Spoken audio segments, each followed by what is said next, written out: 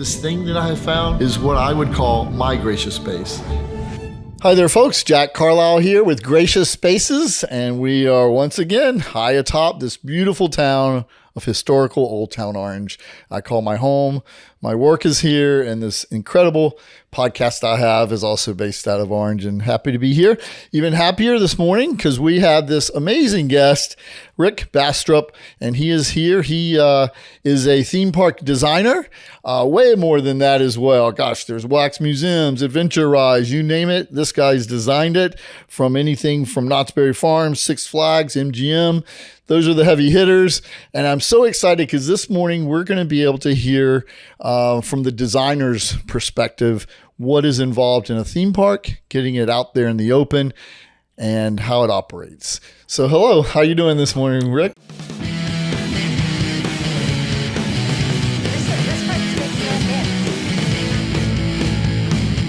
Good morning. I'm glad to be here. Happy to be here in Orange. We love Orange. We come down here all the time because we just live right down the road here. Yeah. So thanks for inviting me. Yeah, you're welcome. We're neighbors. So you bet. I'm glad to have you here.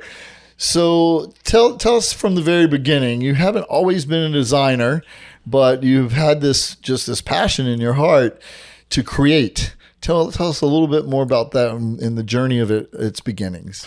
Well, ever since I was a kid, I was doing renderings and drawings and designing rides. I still have a bunch of those rides and stuff designed, and as a kid that I did. But so 11, 12, early on. Yeah, so very, very early on, I used to build. Actually, I would build a dark ride in my garage and put people in a wagon and kind of drag them through under the sea, and I put tarps up and cut out fish, as a kid. But obviously there was a desire to entertain people in that, and got into the music business, playing guitar and performing at Disneyland with my band, the Californians and so forth. So I was always in entertainment. Ended up in the security field, and I was running security at the Disneyland Hotel. And my business partner, Richard Farron, walked in one day looking for a part-time job. Mm-hmm. And I hired him to do some part-time security work. Well, very soon we found we had a passion, both of us, for design. He's an incredible artist. And, so this commonality just emerged. Came together, and I'm a storyteller and a writer and a manager and designer. And so we started putting some things together, some ideas I had. I had an idea to do an indoor water park. Okay, and we built a model of an indoor water park called Mystery Island Rapids, right? And we started taking that around to Six Flags and Knott's Berry Farm and that, saying, look, here's our idea. It was a different time. You knock on the door with a model and say, hey, look at our model. So we started doing that, started going out to places. And how responsive were people in indoor? Like, why wouldn't you have that outdoors, I guess for colder climates, that makes sense, but... Well, now it's a big deal, indoor water parks. Yeah. Nobody had one. It was like way ahead of its time. Yeah. I also had an idea for a ride-through shooting gallery where you'd shoot at targets and you'd get a score in the Old West, and we built a model of that. Again, we were kind of like 20 years ahead of our time, or anybody's time, to do that kind of work. So anyway, we started doing that, and pretty soon Magic Mountain, the very first job I had was on the Roaring Rapids or Raging Rapids, I can't remember, at Magic Mountain. Okay. And they had a model they started, and it was kind of a mess, and so they hired us to fix it because we did models.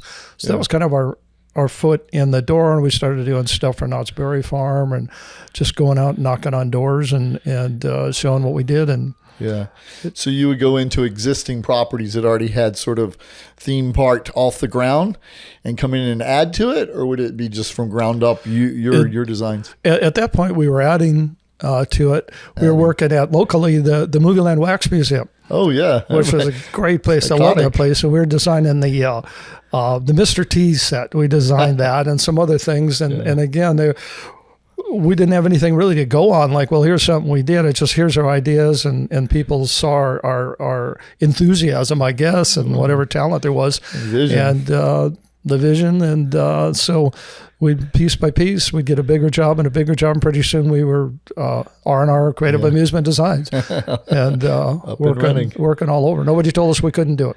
Do you have a favorite sort of genre you like to work with, like scary versus like cowboys? Or The thing we enjoy the most is dark rides. Okay. So we love doing dark rides. Santa Cruz Boardwalk, we've done 3 dark rides up there. So define a dark ride. A dark ride being, I would say, Pirates of the Caribbean. It's a dark ride. So you're going through inside. Inside, got it. Right, whether you're in a car, you're in a boat, you're in an airplane, whatever it might be.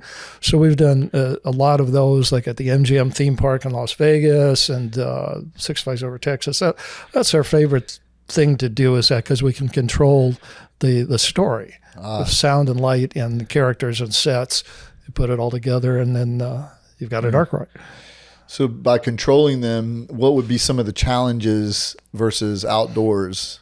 Lighting, weather, conditions? Well, actually, indoors is nicer because you control everything. You control the light, you control the sound, you can control the scenes. When you're outdoors, like some of the big rides we've done outdoors, like big river raft rides and stuff, you can't control the entire environment. Yeah. I would imagine you're not only controlling more inside regarding the mechanical parts and all that, but you're also controlling the experience the guest is having or receiving, because you're giving them above and beyond by the use of lights and the darkness and the unexpected. I would imagine that's part of the deal too. The guest experience is heightened somewhat. Oh, absolutely, and we can direct them. We've done stuff with dinosaurs and that, so you can have a lot of fun inside, creating things that like outside you don't have control of it, and you do things in a different way. But it all depends. Sometimes it's an indoor and outdoor ride, like a boat ride that'll go in and out of buildings, like we did at the MGM theme park in Las Vegas. We had a thing called the Backlot River Tour, and that was a boat like. Actually, like you see from Jaws, remember the old Jaws? Yeah. That's a whole story in its own. We worked on the Jaws in Florida. But anyway, we had the boats there at the MGM that we'd worked on, and the Jaws ride, they bought some new boats. So that would go into a building and then come back out again. And so there's different ways of doing it. Essentially, we're always trying to make everything into a dark ride. The dark bathroom's a dark ride. So that that's the most fun we have, is controlling the environment. Yeah. Is there ever a struggle between creativity but yet practicality as well? Oh yeah, absolutely, and that comes with budgets and so forth. And the stuff that we do, we don't do horror stuff. I mean, it's just not our thing. We've done not in the way we approach things. Everything is basically family. It can be kind of scary. It can be funny.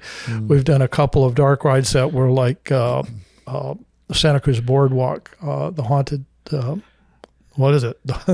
Haunted Castle. I'm thinking the Haunted Theater. The Haunted Castle we did up there. And that's got scary stuff in it, but it's not, we're real careful not to do satanic or things like that. Yeah, it's family friendly.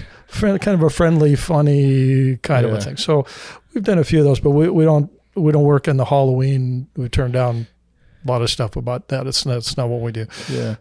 Well, that's good that you recognize that. You don't just try to power through that and make it happen, but you're like, not my thing.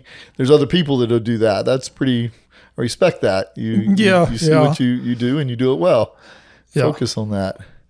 Well, so you're also working with others, I would think, that might have their own creativity involved and thoughts and ideas.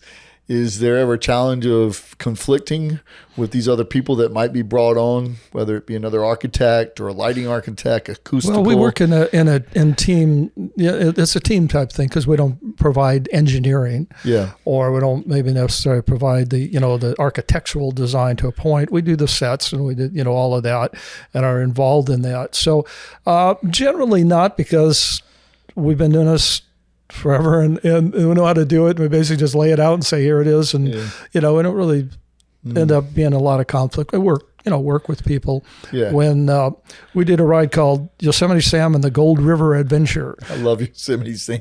Which, what a character. And so Bugs Bunny, I wrote the story, and Bugs Bunny was a Texas Ranger. Now this is in Dallas, so this went over really, really well. Right. In Arlington, Six Flags over Texas. So Yosemite Sam steals the gold, and Bugs Bunny deputizes Tweety and the Tweety Bird and Daffy Duck to be his deputies and go out into the unpainted desert to find him. So anyway, that that was really a fun ride we did, and it was there for about 22 years, and it just got wiped out by. It was a dark ride. It was I didn't make it clear. There's a boat. There's a boat ride that you'd go through this. Yeah. Through this ride. So anyway, it got wiped out by a flood a couple of years ago. It was there for about 22 years, but it's one of my favorites. But anyway, when we first came in and started talking to them, these are Texas guys, right? So I get along with them fine, I've Right. been around police work and so that kind of stuff, But they were complaining that to the boss, the big boss there, he said, we don't want these California boys in here. We know what they're like, and we know what kind of trouble they can cause and all that kind of stuff. Yeah. So he let me know that.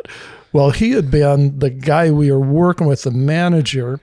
Bill had been a Texas State Ranger, Okay. and so we got along just great. Yeah. So we went into the shops and that. We're talking about the guys with the carpenters and their own lighting guys and all of that.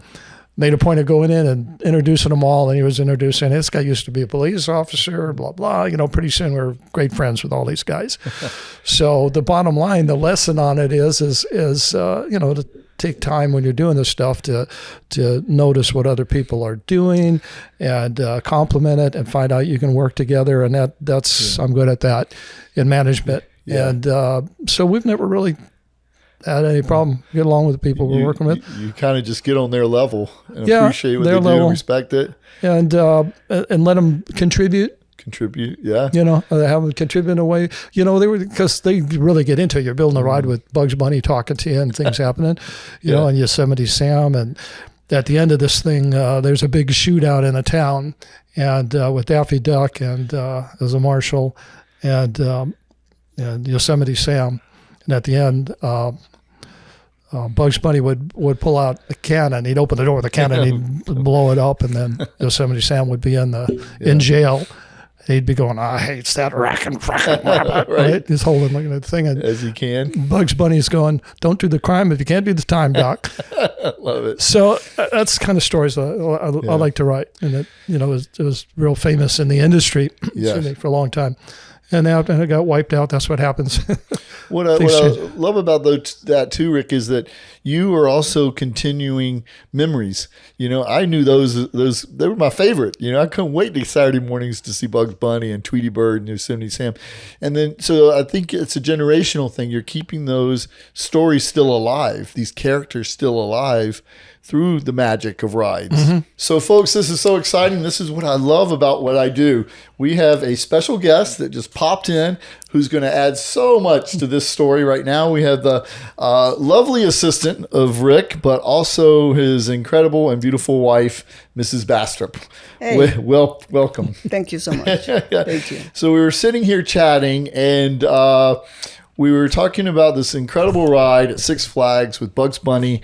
And Rick, I have to say, you're a one-stop shop, what you and your partner do. And so involving that is music. And your lovely wife was mentioning how a little bit modest you might be because you have the music on that particular ride as well. And am I correct? Yeah, absolutely. On that ride, I've been performing and playing guitar and keyboards and trumpet and stuff forever since I was a teenager. Mm-hmm. I was with Capitol Records and making records, so I was in the music business. And my business partner Richard also plays in a band with me now called the Nocturnes. Okay. And we've played right here in Orange, right down the street for the street fair and all that. We play Beach Boys and a lot of things like that. Love that. So we have had that band for about 25 years too, that we played all over Southern California. That's a fun thing. But along with that, music is really important. So for the Yosemite Sam, I helped write the original music, but then I played all the guitar parts, foreground and background and all of that. So that was really one of my favorites for that. And a little story there also is that we worked with the Warner Brother character voices. Mm-hmm. So many years ago, Mel Blanc used to do everything amazingly. Yeah. The little, andale, arriba, I love that. What's the guy's name? I can't think of his name. The character. Yeah, the character. Oh my gosh, this is where age is not my friend right now. it'll pop in my head. But anyway, we did. I wrote all the scripts for the characters, okay, and then we went we went into the studio, and when we got there, the people from Warner Brothers said, well, these are our characters. We want to write the scripts. I said, okay, fine. You guys are right for the cartoons. Do it. But be careful on the timing on it because it's not like a cartoon. Yeah. Okay, you're moving by. You're not sitting watching it. So anyway, we did all the recording, and there's like 5 different people who do it. One guy just does Yosemite Sam. He'll only do the script 3 times because his voice is gone. You got all these different guys. Speedy Gonzalez. Speedy Gonzalez. There you go. Yeah, that was fun. He's a deputy with Daffy. So anyway, obviously you can see this is one of my favorite rides that we did. So anyway, we went in and did the voices. They programmed the voices to the characters, which is not that easy to do. And there's a company called Sally Corporation, and they've built animatronics for us for forever. Probably the go-to for the industry, I would imagine. Yeah, Sally, and then there's a guy named Garner Holt, and he's in Riverside, and he also does tons of stuff. They're really the big guys in the business. I've worked with them off and on projects over the years. But anyway, getting off track here, they went ahead and took all those character voices, and then they programmed them onto the characters. Well, then the heads of Six Flags got on it. People get on it. They said, we can't understand what they're saying at all. Work. And the reason is that you're moving by. They're thinking of it like this, the things come and go. Well, this way you're moving by, so you can only get so much of what's being said. So anyway, ultimately we went back in and re-recorded it all with my scripts and put a lot of it, and it worked. Right. Because I wrote it as little snippets of things that you could get no matter where you were in the script versus trying to tell a story like you would in a cartoon. Well, and you had a wonderful story about the music that shows what an amazing heart this guy has. Can you tell me a little bit about that? Yeah, usually it happens when somebody get a hold of Richard through any ride about information, pictures, fans. He's always responding to everybody. So on this, I think the lady sent a letter, and she wanted the music because remind her of, her childhood, or maybe, when she was younger. Yeah. And she wants to find the music where she can find the tracks. Yeah, she connected to it very much. And this guy answered and told her he did the music, sent her the music, and the lady was really, really happy. And I think that's very, unique that somebody who's busy with everything he does, but he has the time always. The people that reach out to him, he's always responding and encouraging people, Well, people did that for me. When I started, I was fortunate to be at a certain point where Bud Hurlbut, I maybe never heard of him, but he'd built the log ride at Knott's and Castle Park and famous in the industry. And some of these guys that helped start the amusement park business, one guy was a friend of mine, Dave Bradley, and he used to build carousel horses and stuff. But he was the guy that Walt Disney used to go out to his park and take his kid to ride the carousel. So we were fortunate to meet some of these people, and they helped us along the way, these legendary characters. So I always make a point of anybody who's looking for input or help. And these things are cool, because we can show pictures and talk about it and that, but always responded to people. Do you have anyone under you that you're mentoring now and bringing up in the ranks? I have some young people who are in contact with all the time, back and forth and learning, and they have my book and read the chapters too on the book. So that's partially why I decided to write the book, is because I had so many people, and in the book I write a lot of stories about people, what it meant to them, what the ride meant to them, what the attraction. I mean, we've done miniature golf courses and family entertainment centers, wax museums, anything that has any kind of a theme to it, water parks. So I make a point of trying to help them, wherever I can, and encourage them and so forth. But back again to the book was because of all the memories of so many people, I found out, I went on this, I went on that. Right now there's a place called Adventure City on Beach Boulevard, which probably, I imagine a lot of people watching this know. And we designed that like 28 years ago with the owners, and they wanted to do some kind of park for kids. They were struggling with it. We came in and designed a city for kids. And so now you can go out there and there's people pushing their kids around going, oh, I came out here when I was, everybody I talk to knows Adventure City. Yeah, in this absolutely. area. And we're, proud to have it keep going. No matter where we grew up in the U.S., there was some point where the majority of us, our parents loaded up a station wagon at the time. There were no minivans, you had station wagons or cars, and you took your family to, I'm Carowinds, I grew up in North Carolina, so we would go to all of those Busch Gardens, as a family. It was a big deal. Right.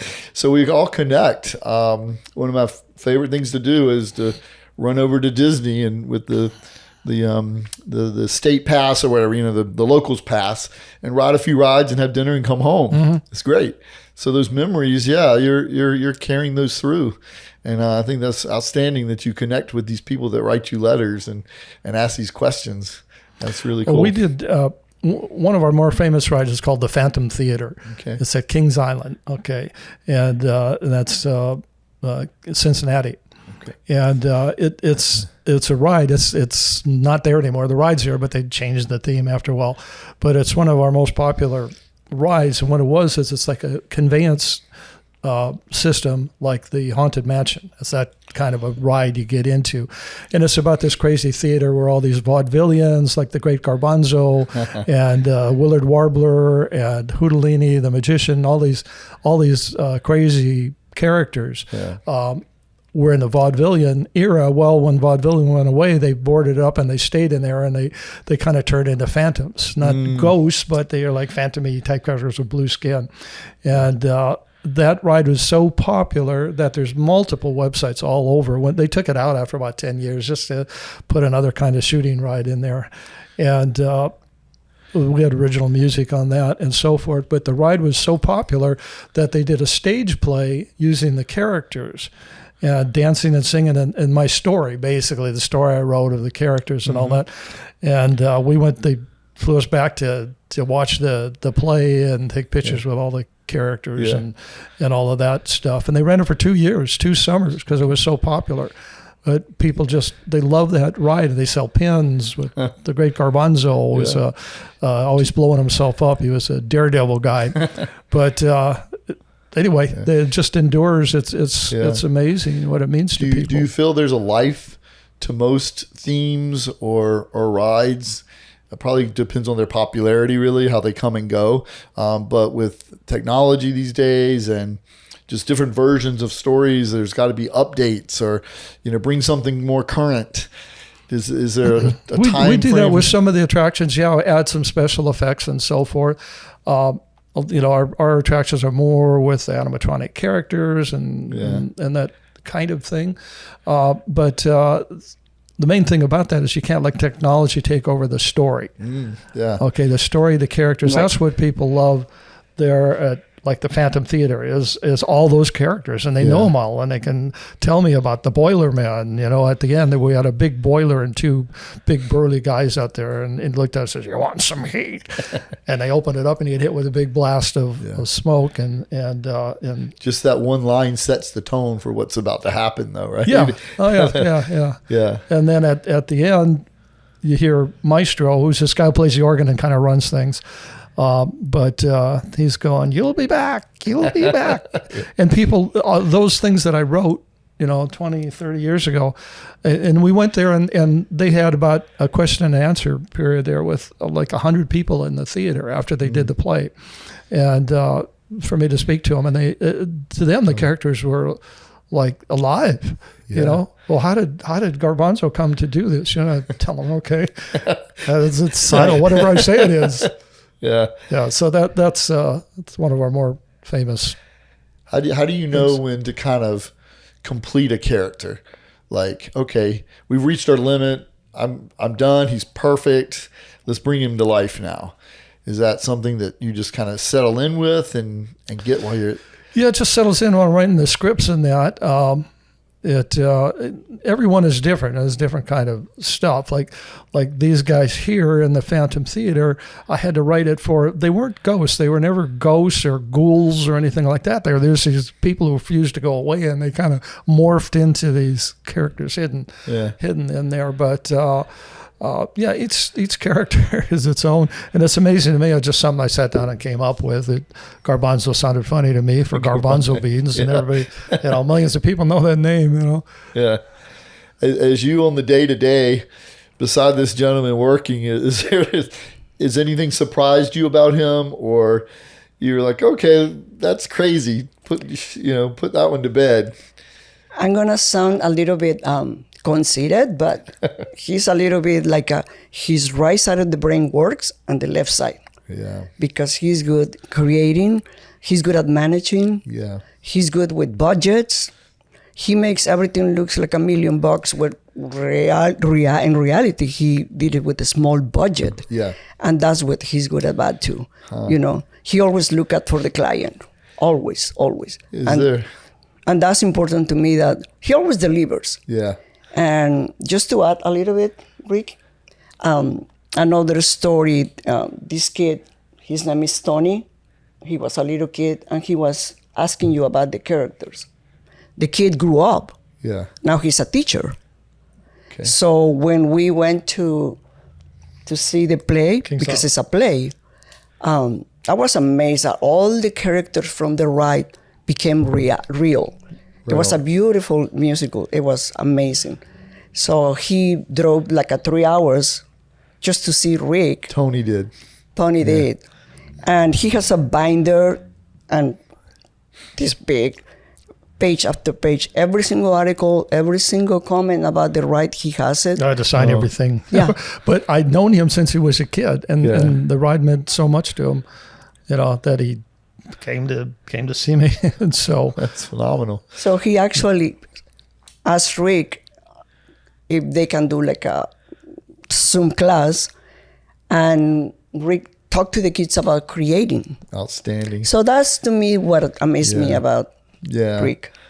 He inspired people. Well, they were showing us pictures or sending us pictures. They would dress their kids up. Halloween is Garbanzo and the characters. Tony's kids. Right. I love that. Yeah. I get He's all in. things from people. So I could tell you stories all day about that. But again, that inspired me to write the book, because I realized what a lot of this meant to people. That just one little thing. And so what Rick is referring to is Adventures of a Theme Park Designer. So these stories and more, way more, are in this book. And I'm sure you could have volumes because you've got so many. But it really is an impressive book. And the Potting Shed will be selling these. And then can you get this online, other avenues, Rick? Yeah, you can get it through Amazon or Barnes & Noble. You can get it through that, or Rivershore Publishing is the publisher, and he's got them there, a hardcover, and you can just look that up. Yeah. Adventures of a Theme Park Designer. Or your name.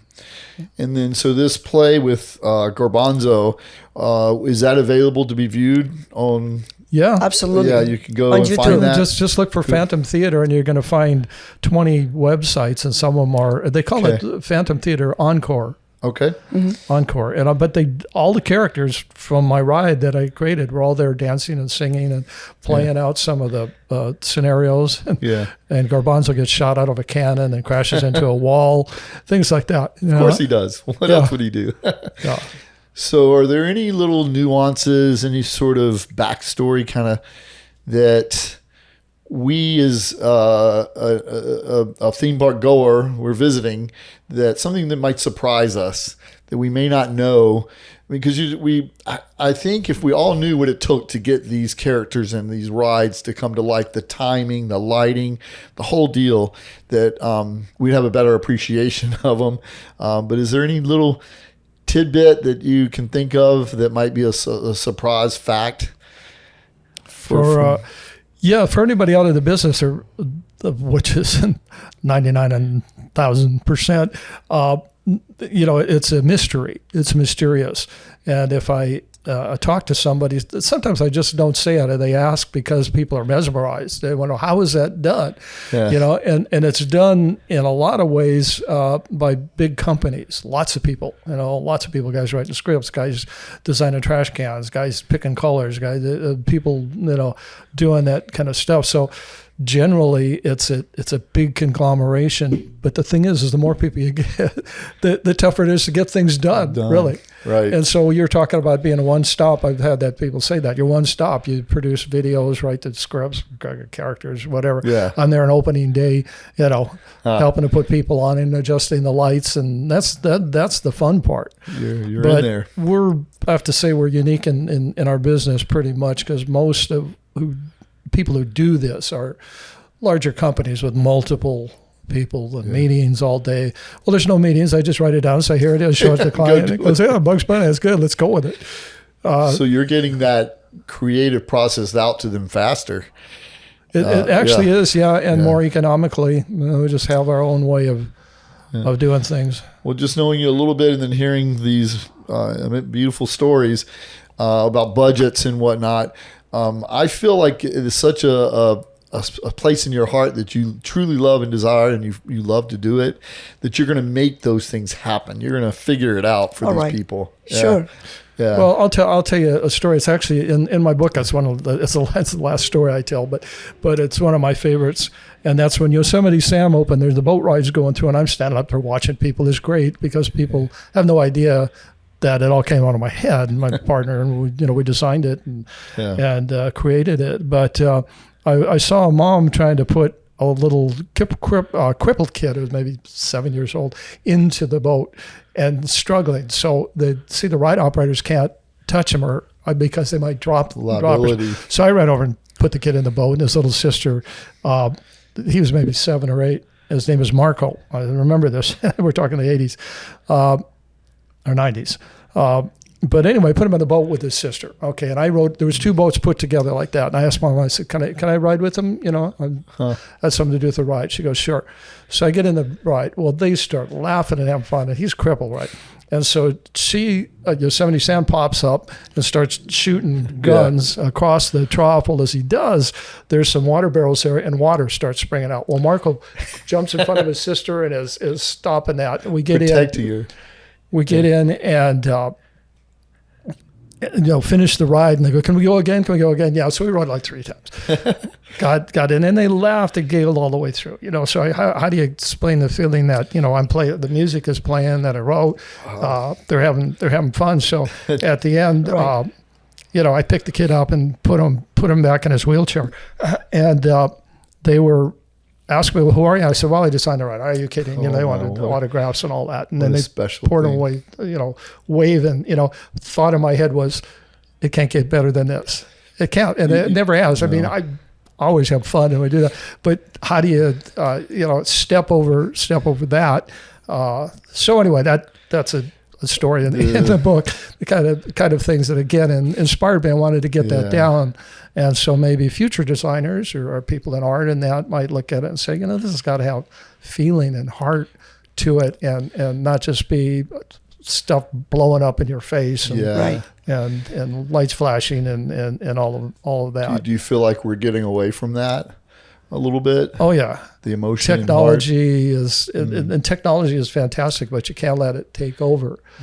You go to see the movies and stuff nowadays. Is there really? Do you care about a lot of them? Shoot 'em up. Just a lot of explosions and things happening, right? Yeah. Can you talk a little bit about your best present ever that I gave you for your birthday? Uh-oh. What was that? It's about a ride. I'm not sure. This is a family. I took you to a trip. I surprised you. Okay. No. Oh, okay. Let me introduce that, because he doesn't remember the city. So I'm from Mexico. So he loves underground cities. He loves that. So in Mexico, in this particular city, is called Guanajuato. Okay. So we had that. It's colonial, So for his birthday, I planned, I'm going to take him there.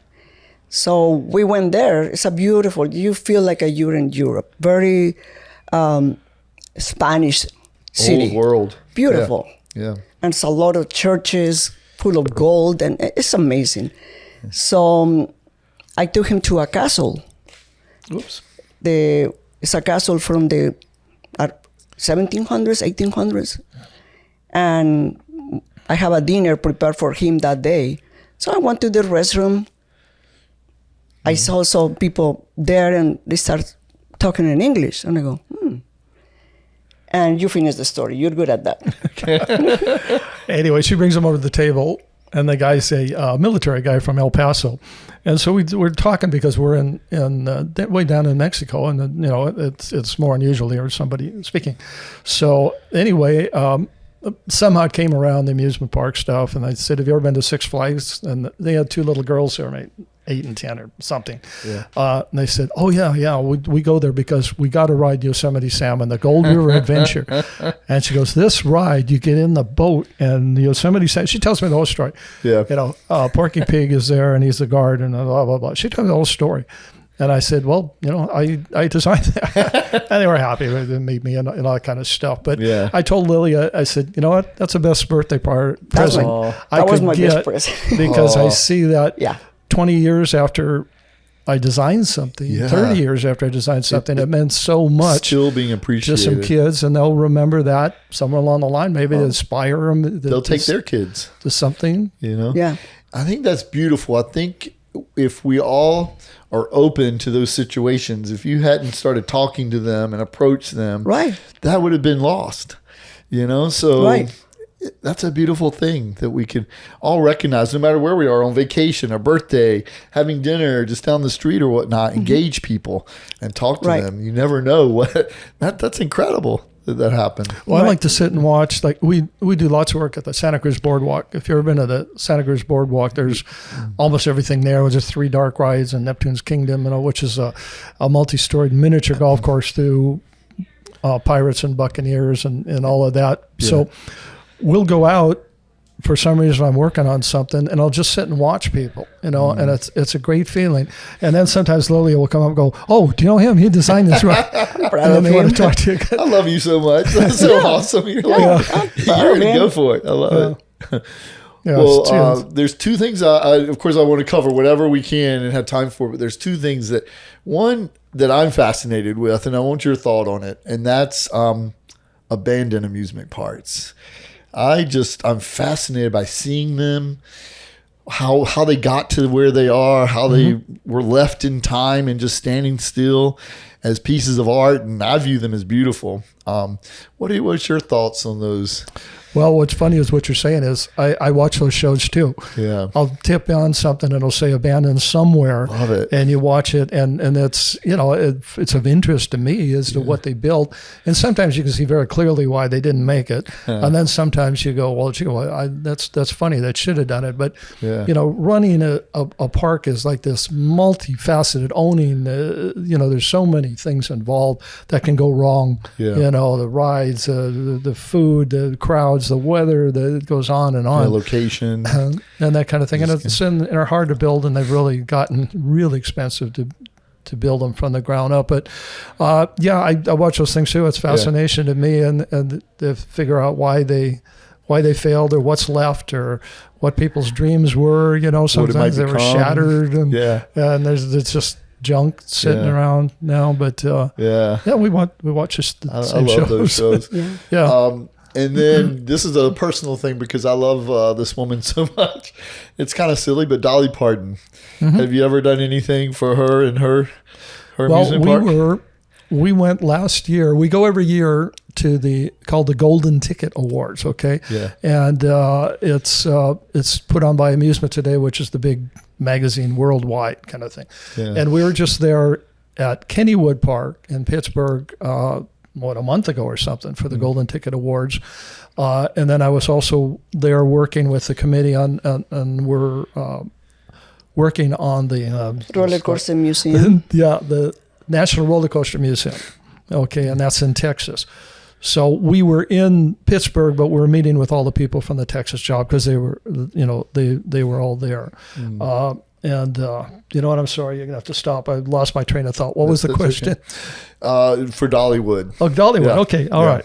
Back to, had a question about Dollywood. So anyway, last year we went to the Golden Ticket Awards, which is a big theatrical thing. And sometimes some of my stuff it's like is the in Golden it. Globes of what Yeah, you it do is. for It's your an industry. amusement for the park industry. stuff. We've won a few awards along the road there, but it was at Dollywood. And so we got to go to Dollywood, never been there before. And Dolly was there, and they brought her out on stage. So we were sitting right in one of the front rows there. And so she came out and sang, and that was great. So in my business, I get to meet a lot of people and being around a lot of situations. When we opened the Wax Museum at Fisherman's Wharf, I bodyguarded Elvira all day, which was cool. fun. Great lady, really fun person to be around. Real character. But we've got to meet the people along the road. And you're asking about Dolly, we got to see her perform, that's cool. 15 feet away because we were part of that group. Yeah. And she won an award for the best park for Dollywood. Of course. It's a beautiful, beautiful park. I've never done any work on there. I know they have their own staff that does that, but I've always wanted to go. One time, one of my trips across country, it was closed. And I couldn't go, so it's on my bucket list to go. Yeah, you have to go see. back sometime. It's a beautiful park. It's Yeah, different than most parks. It's very. So in the roller coaster museum, we were chatting the other day, and you told me it's taken quite a few, like 20 years to curate. They've been gathering up. I don't know if it's 20. I think it's more like about 10 years, 8 or 10 years. They've been gathering up. The amusement today. Gary Slade is a good friend of mine, and he wrote the foreword on my book. Yeah. But he's the editor and owner of Amusement Today, and so he's really been ramrodding that over the years. And they've gathered up cars. They got warehouses full of cars. They've got a 100-year-old Coney Island racer train. Basically, I say cars. It's the trains or the individual cars. I was back there, I don't know, 6 months ago or so, and looking at what they had. They have a big building, so what I'm doing is working on the theme and the show and all of that with all these historical trains and stuff. When is the date slated to open for that?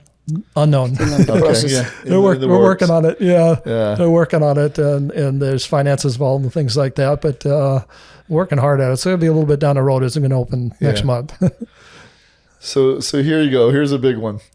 If you had no budget, no restrictions, no nothing, what would be your ideal project? Ideal. What would you just... Well, I'd like to, when we have done it, design a park from the ground up, that type of thing with all the different adventures and various things. I always wanted to do an under-the-sea ride, and a spectacular under the sea ride, and came close a couple times, but changed some themes along the road and that. So it's it's hard to say. No, I'd like to design a whole park our way with all the adventures, things that maybe we never did, or what would you call it? Redo.